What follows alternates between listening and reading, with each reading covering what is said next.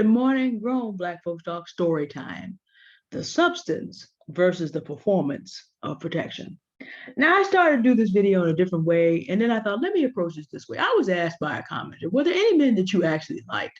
I didn't answer it there because it's really nobody's business, but I can do this. I thought for a long time. I'm still thinking about last week's incident at the Oscars and people's responses to it. And I thought about something, the depth of protection. Men are talking about this question, and so are women. And so in the Black community, this is a real challenge. Now, I could look at this from a theological and practical point of view, but I think what I want to get across to you is the substance of protection inside a commitment. Now, as a Christian woman, we do have to talk about the theology. It does say there, husbands, love your wives as Christ loved the church and gave himself for her. So if I were a wife, I would have an expectation that a man would be willing to lay down his life because Christ died for the sins of his bride, the church. However, you have to back that up and look for it. What are my requirements? Submission to him in everything. See, that's a wife and a husband. Different situation entirely than just random men that you know from here to there. Now, according to the Bible, however, there are certain requirements on men to defend their community to the point of death when need be, but an insult to the wife would not rise to the level for the Christian, because the Christian is supposed to expect insults because scoffers exist. People who blaspheme Christ will not admit that he is God, do not believe that, and then will mock those who do, and in other countries it's quite common, will do far worse than to speak against them. So insults are to be expected. The Christian is supposed to develop their spiritual strength and trust in God to protect, provide, and avenge when need be. So the burden of that is not on the Christian man to do, nor is it on the Christian woman to do. So expectations of, if my feelings were hurt by somebody else, would I have an expectation of my man going to do violence? No, not as part of this particular worldview. Absolutely not. That does not exist. So then what would we look for? Since I could not look for a performance of protection of that nature, it would be against Christ to even expect it. What did I look for? Okay, so let me just break down story time. Let me talk about the men who have done this. Let me start with my grandfather, whom I never met. He died before I was born, but his labor and his intelligence, so his physical strength and his intellectual strength, and I've showed you this before, the fact that in the middle of San Francisco, I get to live here, and this is mine, has to do with my grandfather's intellectual and physical strength. He worked 3 jobs. Grandmother did things and worked out of the house as well. She was not just sitting around. She worked from home to make things happen. So she kept the house and she did a little bit more to help out. They also had, they did a lot of stuff. They did a lot of stuff in order to get this. Because remember, Black people don't start from the same perspective as everybody else. Their generation of people were sharecroppers. They were the first generation out. So grandfather was not able to, quote unquote, give grandmother the luxury life that many Black women expect through hypergamy, but he also got her whole family out here during the Second Great Migration. So not only did he give her a chance at ownership in a place that was away from the worst of Jim Crow at that time, he made it possible for his entire family and her entire family. And so we never had to be his daughter, and therefore I did not have to be born in a place that was steeped in the old forms of racism, that as soon as they had an opportunity would pull out those idols they were holding in their heart and kill over the idols that were sitting around the South. We didn't have to go through that. He did what he had to do to not rent, but to own. And although he had no way of knowing it, the investments that he made then would increase in value about 200%.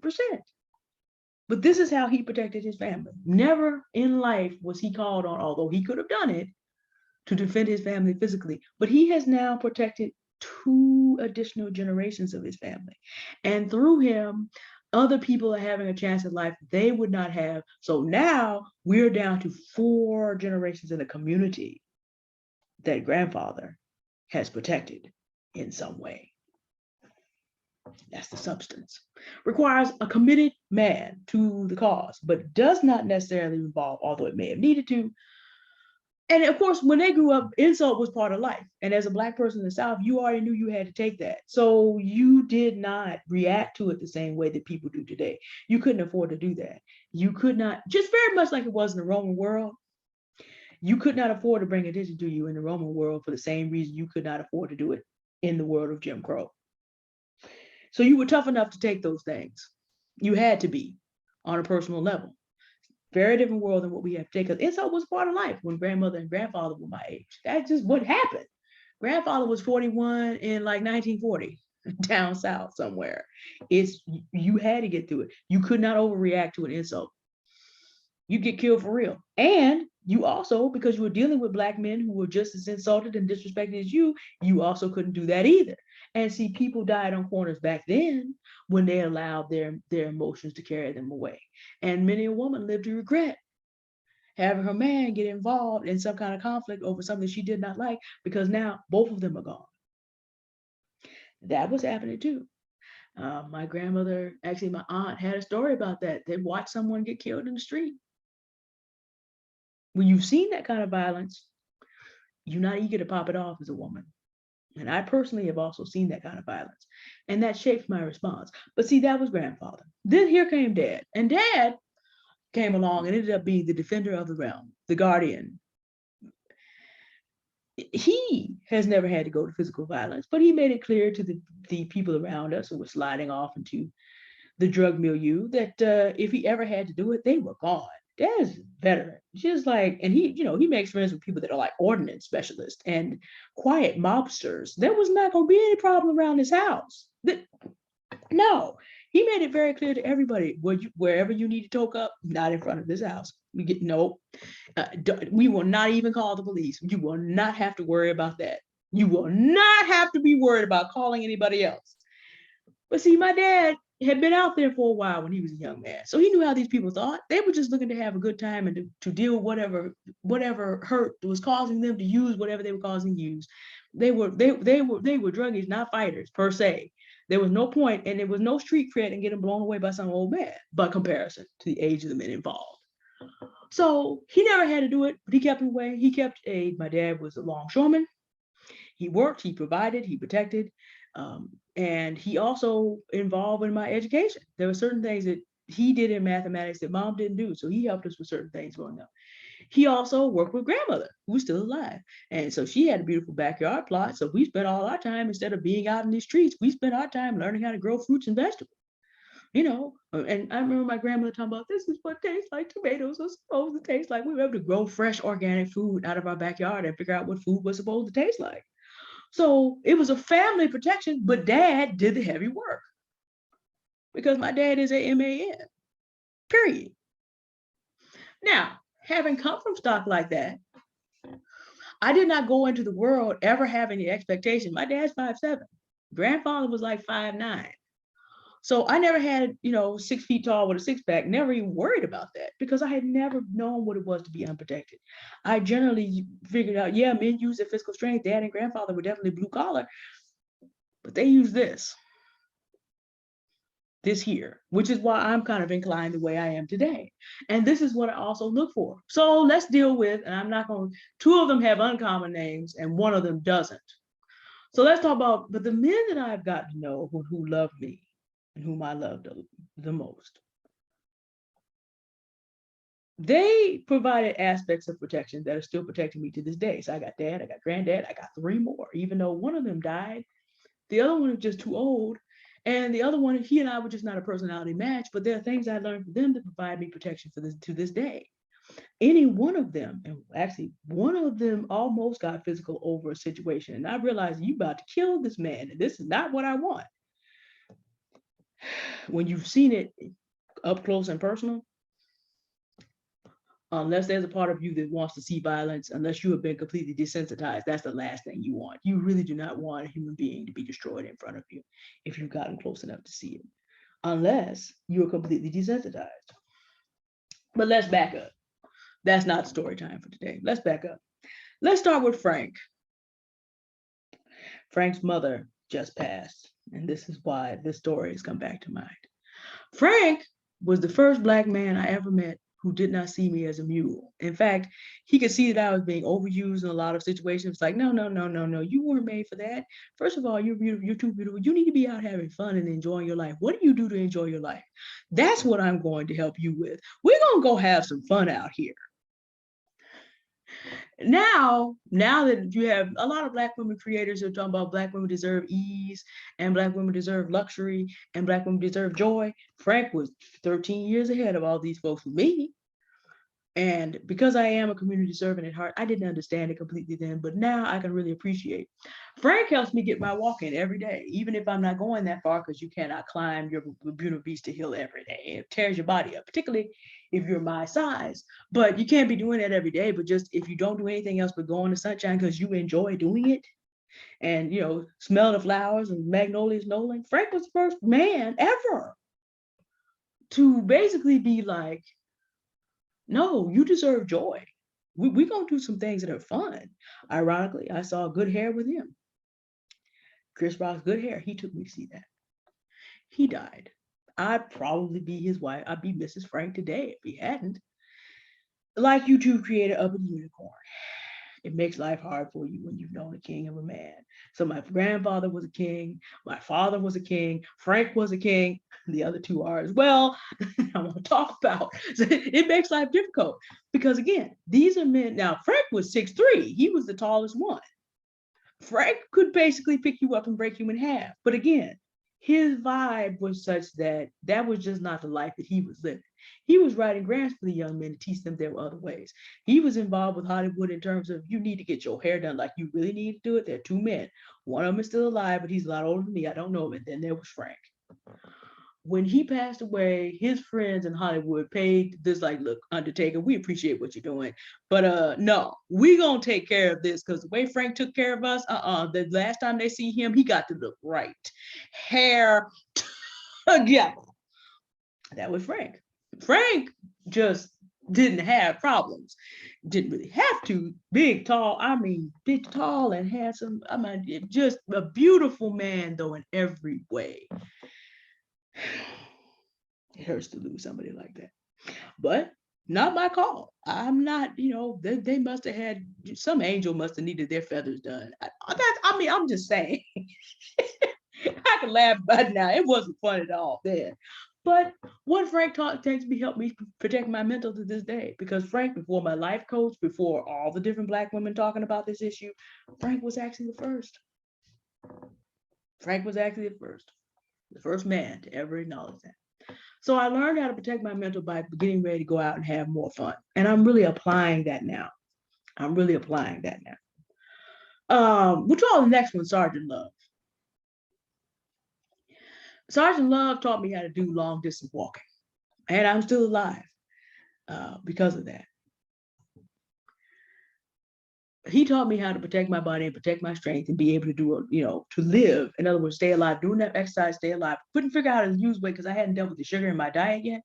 But in order to be able to walk very long distances, we used to do 5.5. Our personal best was 7 miles. Very long distances that bigger than I am today, because he taught us how to do it, because he was in the Army. And so this was a level of physical protection. Now, he is the one that somebody said something greasy to me and the PTSD kicked in. And like I said, when you have seen that with your own eyes, see, military veterans a little bit different. He is 6'1". And even though he's a lot older than I thought he was at the beginning, this man is 80 and could take you, he's like my dad. He could take you out of here without having to think about it. It's just that military. When you have seen that, you don't necessarily want that. When you have seen it nearly happen, how someone gets snatched up and nearly has their life I'm talking about like for real though. Because see, when stuff happens on the street corner, it's very, very, very different than the performance of protection. No, if it goes to that level, that's a whole different thing. Unless you really do not understand the impact of life and have very little respect for the value of it, you come to understand that small things can blow up to the destruction of another human being. This is not what you want. And I'm glad that it did not go that far. I have a certain amount of influence. It wasn't worth all that. So I did my best to de-escalate that situation. So everybody walked away. Everybody walked away alive. But when you know, you know. So that was the one incident there. But like I said, I'm alive today. Now, that didn't work out because Sergeant Love was a lot older than he looked. You know, Black folks don't age the way everybody else does. You know, people can't tell the difference between, if I put my hair in cornrows with beads on the end, people still walking around thinking I'm a teenager, believe it or not. But we don't, well, at least up to what? I was 30, and they still think I'm 16. So we don't age the way other people do. He said to me, I could play the old coon, but I got to think about, not only am I going to leave you a young widow, I also, because of the things that I've gone through, some of the people don't know about the United States of America. We have used Agent Orange, can't even see my fingers, white phosphorus, and depleted uranium. And so all our soldiers in the last 60 years, now 50, well, 55, Vietnam went on for a long time, have been exposed to things that, particularly when they pass a certain age, are likely to produce birth defects. He said, plus that, plus the medications I have to take because of what happened to me, I don't trust it. I can't leave you a young widow and then leave you with a child with birth defects. I can't do that. So he and I didn't work out because of his decision. And a man has to love you a whole lot to actually look at what's best for you and make a decision based on that. I will forever love Sergeant Love. That's not his real name, but that's what we're going to use because he's an uncommon name because of that. And like I said, he protected me and broke his own heart. And then taught me how to protect myself. And I'm doing long distance walking and climbing high hills to this day. And then there was the Creole. That's not his real name either. Background, French, Louisiana. He was the quietest and also the shortest. I'm 5'3", he's 5'4". He and I are basically the same build in a different person. You know, large but solid. He taught me by foresight. This man could literally see a red flag and things going wrong from a mile away. And sometimes he would quietly say something to me that would open my mind to situations that we're trying to develop. And we just steer all around that. Now, I'm much more of an extrovert. He's much more of an introvert, and we could not make that work. I'm a Texan by extraction and personality. And that wasn't going to match with the soft-spoken man from French, Louisiana. It was an introvert. That was doomed from the beginning. That was not going to work. And we probably saw it at the same rate, but that was never going to work. However, the love was real. And him having taught me that, the thing was, we do listen to each other to this day. Like every so often, now here's the thing, just this whole nother topic, but here's the thing, saying a woman, you got to respect people's marriage. I am very particular about how I talk to people who are married. Like I call on birthdays. If we run into each other, great, that's wonderful. And I will give people, if we run into each other, we'll talk, but it's like, that friendship can't be what it was, because one of the things you got to do is really respect people's marriage. So he's married now. But when we do talk, we still listen to each other because we each have a perspective. And one of the things I helped him learn was you're going to have to be a little bit more direct. That stuff that, we talked about and you were mad at me because I told you. He came back and said, you know what, I used to be so mad at you, but you know what, I found out you were right. And I'd be like, you know how you taught me how to look down the road? I found out you were right. So years down the road, he's still protecting me and I'm still providing insight to his life as well. But the thing that he taught me was how a man protects you in advance. If you listen, you can avoid a lot of situations that are going to have him come out. And see, here's the other thing. To go back to what a Christian requires, he was never my husband. So there's a limit to how much he was going to do But what he would do was he did his utmost to keep me out of situations, and then I could extract myself. But I couldn't tell him that he would demand for him to protect me for any situation that I created. Now, I'm a media personality. I'm more careful today. I'm small media personality, but I'm out here talking to y'all in public. I'm much more careful today than I probably would have been had I never met him. I usually have good facts to back me up. So there's certain lines I don't cross, and a lot of that has to do with him. It's like how to avoid trouble when you know what it is that you're talking about, and you see where you don't have to be unnecessarily offensive to make a point. Now, I'm sure I can still get on people's nerves. I know that last video I did got on some people's nerves, but not unnecessarily, not in a disrespectful way, because he taught me how to look down the road. We steered out of so many stupid things that could have gone off around here. So in a way, grandfather, dad, Frank, Sergeant Love, and the Creole, all 5 of them are still protecting me to this day, because the substance versus the performance.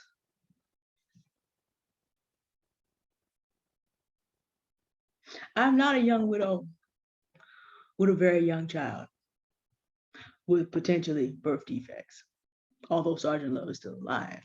He's also 80. I'm 41. That gap was too big. I'm not dealing with some things that I would have to deal with because the Creole taught me how to look down the road. I'm able to physically take care of myself. Again, Sergeant Love. And I put more time into doing things that I enjoy versus doing work for other people because of Frank. So I'm living a much better life at 41 years old, even through a pandemic, than I would have had these men never come into my life, because they offered me the substance of protection. Now, granted, because my father and grandfather did their job, I have not faced in these streets the situations that other women, Black women, have to face every day. In which case, having someone who is willing to get physical with people is much more important. Granted, that has not been my experience because my father would not let that be my experience. And if you did not have a father and grandfather that stood in the gaps and got that done, your experience will be much different. You may need a man who is willing to use his muscles more. But there is still something to be said for this. Even a man, the thing I learned from the Creole, even a man who will protect you has certain requirements. He will not stay with you if you disrespect how he attempts to protect you before trouble even starts. And that's not why it didn't work out. But I learned that from him. If he gave me a note about this is the situation, 1 + 1 is adding up to 4 here, he expected me to pay attention to that. Submit, no, because he wasn't my husband, and we could scripture do all to this day. Both of us are on top of our stuff, but it was sort of unspoken. And because I was wired to listen to my father, and I was generally an obedient child to my parents, but my father, in this particular case, generally I listened to his insights and applied them as much as I could. And that helped. And indeed, that has helped me with relationships with all kinds of men. Now, some men, of course, want to take advantage of that. Sometime I'll tell you about my narcissist boss, but it took me a while to figure out what was going on there. But some men do take advantage of that. But the wise man wants to avoid trouble, and he wants a wise woman who recognizes the substance of protection is not always a performance. So that's my story, y'all, and I'm sticking to it. The substance versus the performance. I know that there are not many men doing performative protection of Black women right now. And I realize that for some of us, given circumstances that I am not personally understanding because it's not my experience, sometimes the performance is the best we can get. Sometimes and we all do this to a point. We live vicariously through people that do what we wish someone would have done for us. I get that part, although I don't fully understand it. But what you want around you are people that have the substance, not a one-time public performance, but the substance. A man who will provide you ways to not only deal with physical situations, but provide you ways to move through the world, to be in the world in places where you're not even having to deal with that aspect. Because again, there are 5 kinds of strength. Physical is important, but you also have to have emotional, moral, intellectual, and spiritual. And if a man is operating in all of those, he is not going to have to be flexing on the people around you for too long.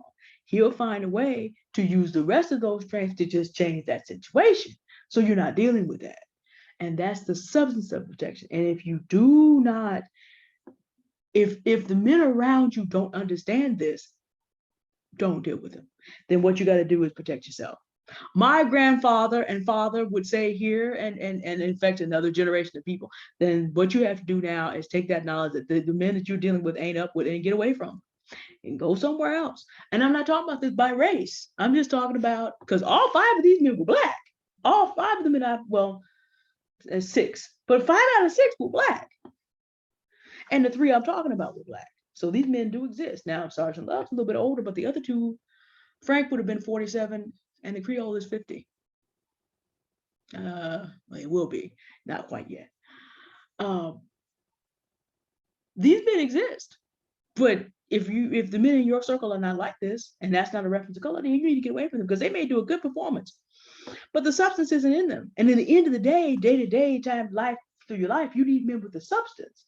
So get away from them. Performance is not enough. You have to have men who understand the full substance of protection. And at a certain point, living vicariously through someone's performance of protection does not protect you. That's the thing. What you want to do, and until you are in a committed relationship with someone who understands the substance of protection, the best protection you provide is the protection you provide yourself. So a lot of tips on this channel, other subjects we're going to get back to about opportunities that are available to you to change your situation. We'll get back to doing some of those soon.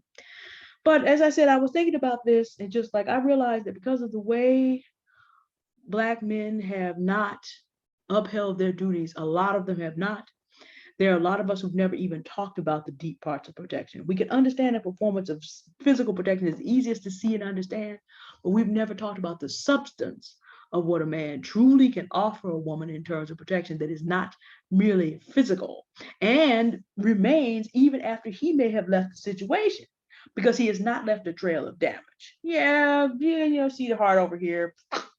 Sure, but not in a way that was permanently damaging. They left a good save, the good savor, and things that I carry with me to this day. So not everyone has had that experience. It doesn't make me better than anyone else. It means that I have an opportunity to share out of positive experiences so that you can look for something better in your vetting process. Look for men that do not do loud performances, but look for the substance. Does he have foresight? Does he understand your need for joy in your life? Does he look at, can I actually provide what is necessary? Am I qualified?